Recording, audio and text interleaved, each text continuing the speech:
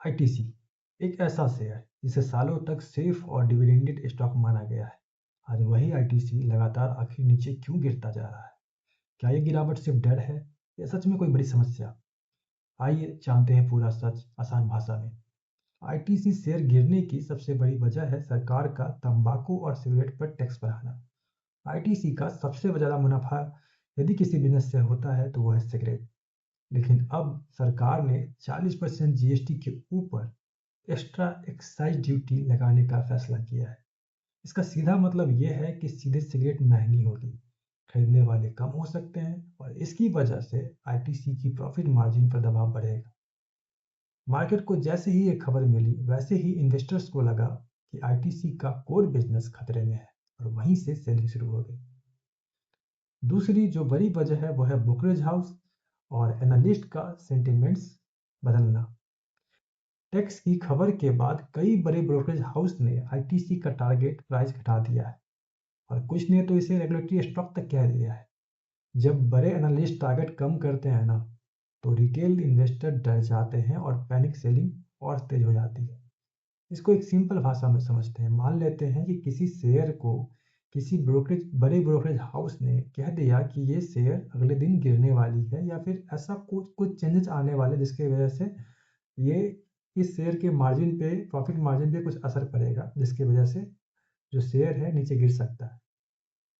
तो यदि लोग उस पर भरोसा करते हैं उस ब्रोकरेज कंपनी पे, जो कि बहुत बड़ा ब्रोकरेज कंपनी है, जाहिर सी बात भरोसा करेंगे। ठीक है, तो ऐसे में ये चीज़ें एक आग की तरह फैलती है और लोग डर जाते हैं क्योंकि इन्वेस्टर ऑलरेडी बहुत ही सेंसिटिव माइंडसेट के होते हैं। ठीक है, पैसों की बात सेंसिटिव होती है दोस्तों, है ना। तीसरी जो मेन वजह है वो है टेक्निकल सेलिंग। आईटीसी का शेयर अपने 52 वीक के सबसे लो पर है। जब कोई शेयर बार बार अपने सपोर्ट लेवल को तोड़ता है ना, तो ट्रेडर्स ऑटोमेटिक सेल करना शुरू कर देते हैं, जिससे गिरावट और बढ़ने लगती है। अब बात करते हैं चौथी वजह की, ग्रोथ को लेकर डर। हालांकि आईटीसी का एफएमजीई होटल और एग्री बिजनेस मजबूत है, लेकिन सच्चाई यह है कि ज़्यादा प्रॉफिट अभी भी सिगरेट बिजनेस से ही आता है।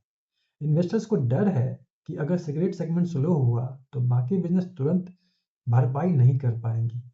इसलिए शॉर्ट टर्म में आईटीसी का कॉन्फिडेंस काफ़ी कमज़ोर दिख रहा है। अब सवाल उठता है कि क्या ये गिरावट मौका है या खतरा?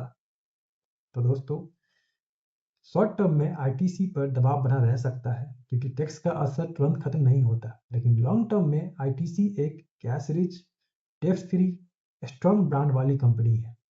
लॉन्ग टर्म इन्वेस्टर के लिए ये गिरावट धीरे धीरे संचय का मौका हो सकता है, लेकिन शॉर्ट टर्म ट्रेडर को अभी भी सतर्क रहने की ज़रूरत है। और हाँ दोस्तों, ये वीडियो केवल जानकारी के लिए है।